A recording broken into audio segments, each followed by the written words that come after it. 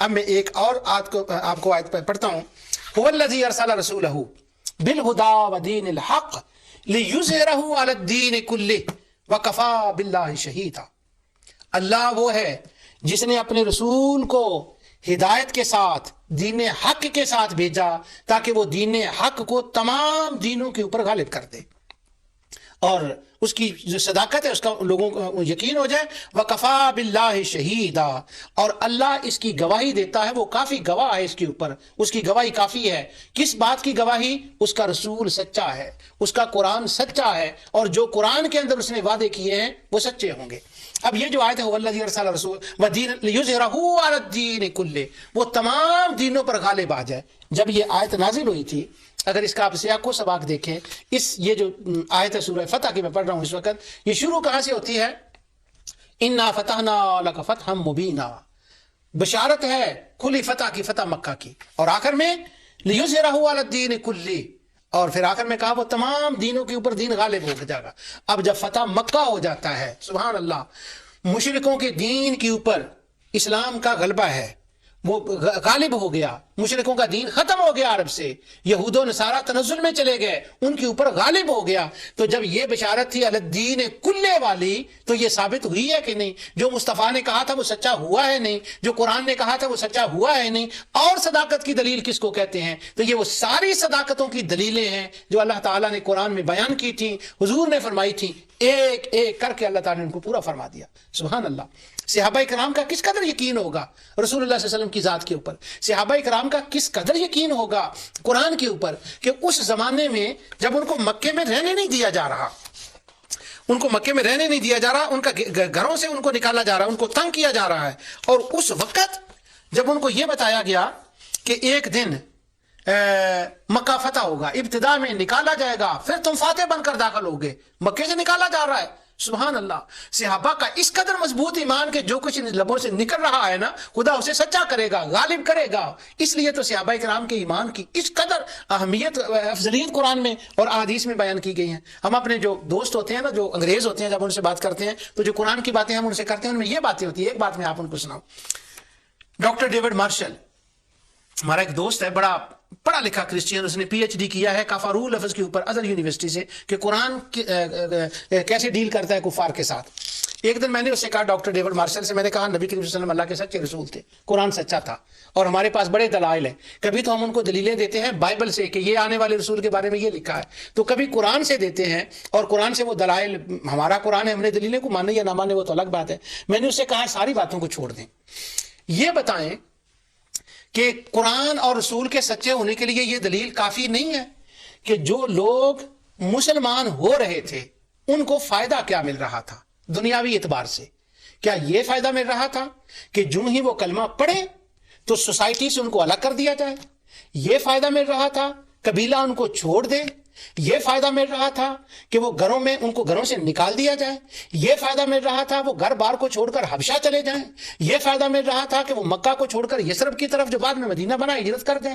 ان کو یہ فائدہ مل رہا تھا کہ ان کے اوپر پتھروں کو رکھا جائے؟ کیا فائدہ تھا؟ اور پھر آگے جب جہاد ہوتا ہے تو اپنے رشتہ داروں کو قتل کریں. حضرت ابو بکر صدیق رضی اللہ تعالیٰ نے فرمایا ہے، بیٹے اگر میری تلوار کے نیچے آ جاتا تو میں بیٹا سمجھ کر کبھی معاف نہ کرتا. اپنوں کے خلاف تلواریں اٹھائیں اور اپنوں کے ساتھ دشمنیاں لیں، سوسائٹی سے دور چلے جائیں، یہ ان کو فائدہ مل رہا تھا. تو اس کا مطلب یہ ہوا کہ ان کو مسلمان ہونے والوں کو صداقت کی کوئی دلیلیں ایسی نظر ذات مصطفیٰ میں آ رہی تھی، پیغام مصطفیٰ میں آ رہی تھی، باتیں مصطفیٰ میں آ رہی تھی، جو دل و دماغ ان کا گواہی دے رہا تھا، اور ان کے ماننے پر وہ مجبور تھے کہ محمد بھی سچے ہیں، ان کے پہ نازل ہونے والا قرآن بھی سچا ہے. ورنہ انسانی فطرت میں تو یہ بات ہے، وہ آسانیوں کو قبول کرتا ہے، وہ آسانیوں کی طرف جاتا ہے، اور صحابہ تو دکھوں کی طرف جا رہے ہیں. تو وہ جو قرآن اللہ تعالیٰ نے نازل کیا، سبحان اللہ، اس کے ناسچے ہونے کی یہ دلیلیں ہیں. اب میں ایک اور بات آپ کو بتاؤں. قرآن نے کہا وَلَقَدْ يَسَّرْنَا الْقُرْآنَ لِلذِّكْرِ فَهَلْ مِن مُدَّكِرٍ. آج بھی یہ قرآن صداقت قرآن کی دلیل ہے کہ قرآن آسان ہے یاد کرنے کے لیے. کون ہے جو اس سے نصیحت حاصل کرے؟ دو معنی ہیں قرآن کے آسان ہونے کے، یاد کرنا اور نصیحت حاصل کرنا۔ ایک ہے اس کی تحقیق میں جانا، یہ قرآن میں کہیں نہیں ہے کہ یہ آسان ہے۔ بس جن لوگوں نے یہ کہا ہے نا کہ بس جی جو ہے وہ قرآن اٹھا کے پڑھ لے یہ آسان ہے، اس آیت کا مطلب جنہوں نے سمجھا یہیں سے شبہات پیدا ہوئے ہیں، اور انشاءاللہ میں لائن لگا دوں گا ان دلائل کی آگے جا کر، ان کے شبہوں کی بھی، کنفیوز ہونے کی بھی، اور کہاں کہاں ان کو دھچکے لگے ہیں۔ اس لیے کہ انہوں نے کہا ہر بندہ قرآن پڑھ سکتا ہے، ہر بندہ قرآن نہیں پڑھ سکتا۔ ہاں نصیحت حاصل کرنا آسان ہے، امر بالمعروف نہی عن المنکر آسان ہے، قرآن کو یاد کرنا آسان ہے، حفظ کرنا آسان ہے، مگر اس کو جوڑنا، سمجھنا، تحقیق میں جانا، احکامات کا استنباط کرنا، جو کہتے ہیں آسان ہے وہ غلط کہتے ہیں۔ اس کی مثالیں میں آگے دوں گا۔ تو صداقت قرآن کی دلیل دیکھیں، قرآن آسان ہے سمجھنے کے لیے اور یاد کرنے کے لیے۔ مسلمان بچوں کے چلے جائیں، سبحان اللہ کتنے مسلمان بچے ہیں جن کو یہ پتہ نہیں ہوتا اس کا میننگ کیا ہے، معنی کا نہیں پتا، ناظر قرآن پڑھے ہوئے ہیں، معنی کا نہیں پتا، وہ معنی کے اعتبار سے انجوائے نہیں کرتے، قرآن کے حافظ ہیں، ایک ایک رات میں قرآن حفظ کرتے ہیں، ایک دن میں دو قرآن پڑھتے ہیں۔ تو اب یہ دیکھیں، یہ جو کہا گیا قرآن آسان ہے، یہ جو قرآن کی خبر ہے، کیا یہ سچی نہیں؟ یہ سچی ثابت نہیں ہوئی کہ ہاں واقعی آسان ہے؟ پوری دنیا کے تجربے نے اس کو ثابت نہیں کر دیا؟ کہتے ہیں کہ یہ شاہ ولی اللہ کا واقعہ ہے، مجھے پتا نہیں، یا ان کے شاہ عبد الرحیم کا میں نام لینا زیادہ پسند کرتا ہوں، شاہ عبد الرحیم رحمت اللہ علیہ کا یہ واقعہ ہے، وہ یوں کہہ لیں۔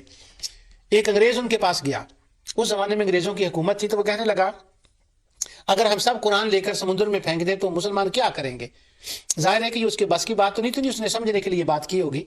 تو اس نے کہا اگر ہم سب قرآن سمندر میں پھینک دیں، تو شاہ عبد الرحیم رحمت اللہ علیہ کے پاس 5 سال کا بچہ بیٹھا تھا، انہوں نے کہا اگر سب قرآن دنیا سے غائب ہو جائیں تو یہ 5 سال کا بچہ حافظ قرآن ہے، یہ سارا قرآن دوبارہ ری رائٹ کر سکتا ہے۔ وَلَقَدْ يَسَّرْنَا الْقُرْآنَ لِلذِّكْرِ فَهَلْ مِن مُدَّكِرٍ۔ 5 سال کے بچوں نے قرآن حفظ کیا، 5 سال، اور یہ قرآن کی جو خبر ہے کتنی سچی ہے، اور پریکٹیکلی پوری دنیا کے سامنے ثابت نہیں کر دیا۔ کوئی اور کتاب بھی دو، کوئی ہو ذرا حفظ کر کے تو دکھائے، 1-2 صفحے پڑھ کے تو بتائے۔ جب میں وہ جو ڈاکٹر ڈیوڈ مارشل ہے، وہ ڈاکٹر جانسن ہے، جب وہ ان کے ساتھ میٹنگ ہوتی ہے انٹرفیتھ میں ہم جاتے ہیں، تو میں قرآن کی آیت زبانی پڑھتا ہوں، اور ان سے جب میں کہتا ہوں نا میتھیو نے یہ لکھا، تو وہ فوراً بائبل کو میتھیو نے let me make sure, let me see what is happening, is it really written that؟ وہ فوری طور پر اس کو چیک کرتے ہیں۔ میں 82 میں آیا ہوں، یہاں پر 30-31 سال مجھے انگلینڈ کے اندر ہو گئے ہیں، اس میں ہزاروں بار چرچز میں، سکولوں میں، یونیورسٹیوں میں، کالج میں، انٹرفیتھ میں جانے کا موقع ملا، ان کے پاس ڈائیلاگ، گفتگو کرنے کا دوسرے مذاہب والوں سے موقع ملا۔ میں قسماً کہتا ہوں آج تک مجھے ایک پریسٹ 30 سال میں نہیں ملا جس کو قرآن بائبل کی ایک آیت زبانی لفظ بلفظ ادائیگی کے ساتھ آتی ہو، اور لاکھوں لوگ ہیں جو قرآن کے حافظ ہیں۔ پچھلی بار میں نے اس پر جو ہے وہ تفصیل سے بات کی تھی۔ اچھا، تو اب میں نے بیرونی شہادتیں بھی پیش کی، اندرونی شہادتیں بھی پیش کی، اب ایک اور شہادت سنیے۔ یہ پوری لسٹ ہے میرے پاس قرآن کی آیات کی، لیکن ظاہر ہے کہ وہ ایک پروگرام میں ساری تو نہیں ہو سکتی۔ یہ سنیے اور ایمان کو تازہ کیجیے۔ اللہ تعالیٰ فرماتا ہے یا ایھا الذین آمنوا، سورہ توبہ کی آیت نمبر 28 آیت ہے، یا ایھا الذین آمنوا انما المشرکون نجس فلا یقربوا المسجد الحرام بعد عامہم ھذا۔ اس سال کے بعد کوئی مشرک، جب مکہ فتح ہو گیا تھا تو ابتداءً مشرک بھی طواف کرتے رہتے تھے، آتے جاتے رہتے تھے، پھر حکم ہو گیا کہ نہیں، اب نہیں، مشرک نجس ہیں، اور ابراہیم علیہ السلام کو اللہ نے ڈیوٹی دی تھی کہ اس گھر کو پاک رکھنا ہے، انہوں نے دعا کی تھی وہ رسول بھیج جو اسے پاک کرے، تو وہ رسول آ گیا، اس نے پاک کر دیا۔ اب ان طاہر بیتی للطائفین والعاکفین والرکع السجود، یہاں صرف وہ لوگ آئیں گے جو صرف اللہ کے لیے رکوع کریں، صرف اس کے لیے سجدہ کریں، صرف اس کے لیے طواف کریں، صرف اسی کی طرف جھکیں۔ پاک لوگ پاک گھر میں آئیں گے، پلید نہیں آئیں گے، آج سال کے بعد نہیں کوئی آئیں گے۔ اور آگے اللہ تعالیٰ فرماتا ہے وَإِنْ خِفْتُمْ عَيْلَةً فَسَوْفَ يُغْنِيكُمُ اللَّهُ۔ جب یہ حکم آیا نا کہ وہ نہیں آئیں گے، تو حالات و واقعات کی صورت میں قرآن نازل ہوتا ہے، ایمان تازہ کر اس بات کو سن کر۔ تو جو مسلمان تھے ان کے دل میں ایک خیال آیا، وہ خیال یہ آیا کہ پہلے تو مشرک آتے تھے یمن سے، شام سے، سوڈان سے، دوسرے علاقوں سے، عراق سے، جہاں جہاں ابراہیم اسماعیل علیہ السلام کی اولاد جا کر بسی تھی، وہ آتے تھے، وہ ٹریڈ کرتے تھے، مینا کے اندر میلے لگتے تھے۔